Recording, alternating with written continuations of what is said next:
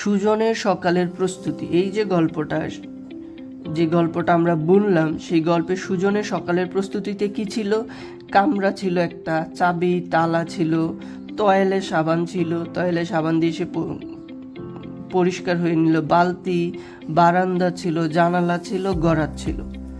এই শব্দগুলো সুজনের প্রস্তুতিতে ব্যবহার হয়েছিল। আপনি গল্পটা দেখলেই বুঝবেন। সকালবেলা কামরা বন্ধ ছিল, তালা চাবি দিয়ে সে তালা খুললো, তয়েলে সাবান দিয়ে সে পরিষ্কার হলো, বালতি সে ভরলো, বারান্দায় যে জানলা ছিল তার গরাদ ভাঙা ছিল। এই হচ্ছে গল্প।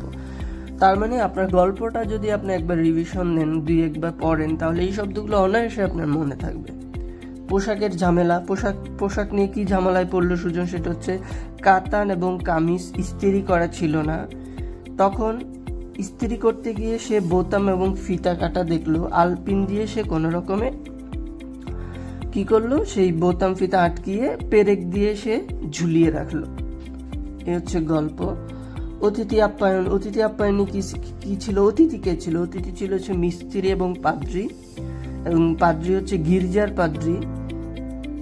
সেই পাদ্রীর গলায় ছিল ক্রুশ। তাদেরকে কেদারায় বসতে দিল, গামলা, সাবান প্রস্তুত করা হলো। অর্থাৎ অতিথি আপ্যায়নের জন্য অতিথি ছিল মিস্ত্রি, পাদ্রী, গির্জা, ক্রুশ, কেদারা, গামলা, সাবান।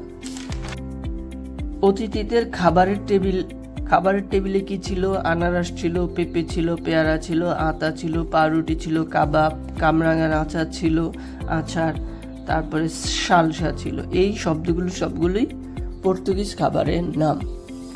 তারপরে ডাকাত এবং গুদামের রহস্য। ডাকাত গুদামে কি হয়েছিল? বোমা ফাটলো, বোমবেটে অর্থাৎ জলদস্যু ছিল, ফিরিঙ্গি ছিল, এদের মধ্যে গোলযোগ বেরোলো। ফিরিঙ্গিদের কাছে প্রস্তুত পিস্তল ছিল। একটা গুদাম ঘর ছিল, সেই গুদাম ঘরে আলমারি ভর্তি কিছু গুপ্তধন ছিল। একজন বেহালাবাদক ছিল, জাহাজের মাস্তুল। এই মাস্তুল পর্তুগিজ শব্দ এবং আলকাতরা। আশা করি এই সকল শব্দগুলো আপনারা এই গল্পের মাধ্যমে সহজেই মনে রাখতে পারবেন। এটি একটি চমৎকার ক্লাস বলে আমি মনে করি। আপনারা যদি উপকৃত হন তাহলে আমার এই পেজটি ফলো দিবেন এবং নিয়মিত এই ধরনের ভিডিও পাবেন। আশা করি আপনাদের চাকরির প্রস্তুতিটি আরও সুন্দর গোছানো হবে। পর্তুগিজ শব্দগুলা বিভিন্ন চাকরির পরীক্ষায় অসংখ্যবার আসে।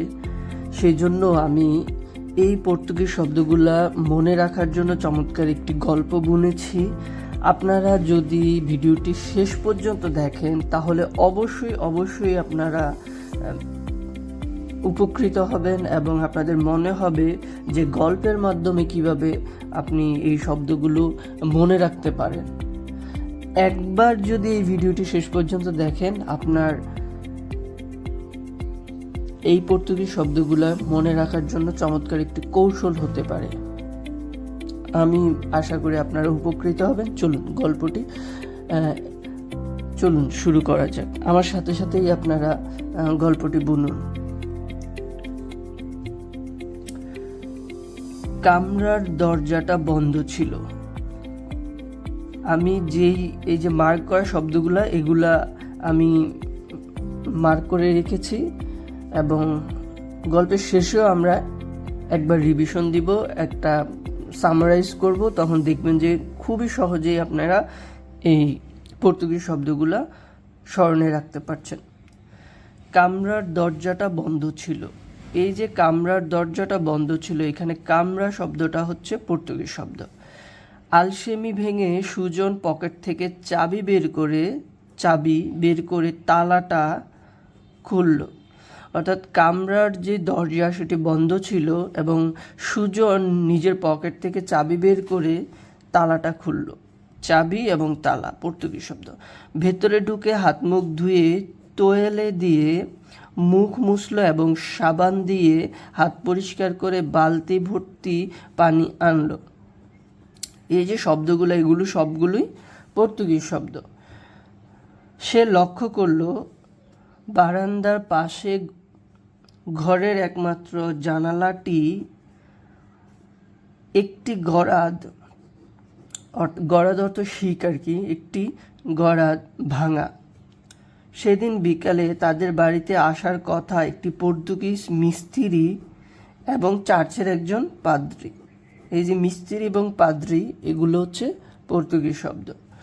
সুজন তড়িঘড়ি করে আলমারি থেকে তার কাতান কাপড়ের কামিজটা বের করলো। দেখলো সেটা ইস্ত্রি করা নেই। সে নিজে ইস্ত্রি করতে গিয়ে দেখলো জামার বোতাম ছেঁড়া এবং নিচে সামান্য ফিতা কাটা। কম সময় থাকায় আলপিন দিয়ে সে আটকে নিল। গল্পটা দেখেন, কামরার দরজাটা বন্ধ ছিল। আলসেমি ভেঙে সুজন পকেট থেকে চাবি বের করে তালাটা খুলল। ভিতরে ঢুকে হাত মুখ ধুয়ে তোয়ালে দিয়ে মুখ মুছল এবং সাবান দিয়ে হাত পরিষ্কার করে বালতি ভর্তি পানি আনলো। সে লক্ষ্য করলো বারান্দার পাশের জানালার একটি করাত ভাঙা। সেদিন বিকেলে তাদের বাড়িতে আসার কথা ছিল মিস্ত্রি এবং পাদ্রী। সুজন তড়িঘড়ি করে আলমারি থেকে কাতান এবং কামিজ বের করলো। দেখলো ইস্ত্রি করা নেই। সে নিজে ইস্ত্রি করতে গেল। তখন দেখলো যে কামিজের বোতাম এবং ফিতা কাটা। ঠিক তখনই দরজায় কড়া নাড়ার শব্দ হলো।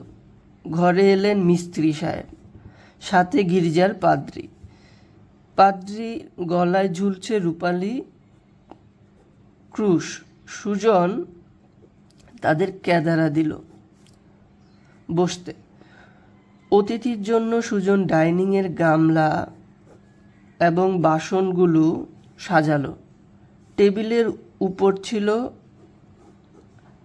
আনারস, পেয়ারা, পেঁপে, আতা, পাউরুটি এবং কাবাব, কামরাঙার আচার। এই সকল শব্দগুলো পর্তুগিজ শব্দ। হঠাৎ বাইরে বিকট একটি বোমা ফাটল। জানা গেল সমুদ্রের কিছু বোমবেটে মানে হচ্ছে জলদস্যু, বোমবেটে এবং ফিরিঙ্গি মানে হচ্ছে বিদেশি, তাদের মধ্যে গোলযোগ বেঁধে গেল। তাদের হাতে ছিল পিস্তল। সুজনের বাড়ির পাশে ছিল একটি গুদাম ঘর। সেখানে ছিল পুরানো লোহার আলমারি ভর্তি কিছু গুপ্তধন। এই গোলমালে একজন বেহালা বাদককে দেখে সুজন অবাক, কারণ সে এত কিছুর মাঝেও বেহালা বাজাচ্ছে। অর্থাৎ বেহালা হচ্ছে পর্তুগিজ শব্দ। দস্যুরা জাহাজের মাস্তুল ছেড়ে আলকাত্রা ভর্তি ড্রাম আর আলমারি ভর্তি গুপ্তধন বোঝাই করে চলে যাচ্ছিল। সুজন নিরুপায় হয়ে শুধুই দেখেই থাকলো।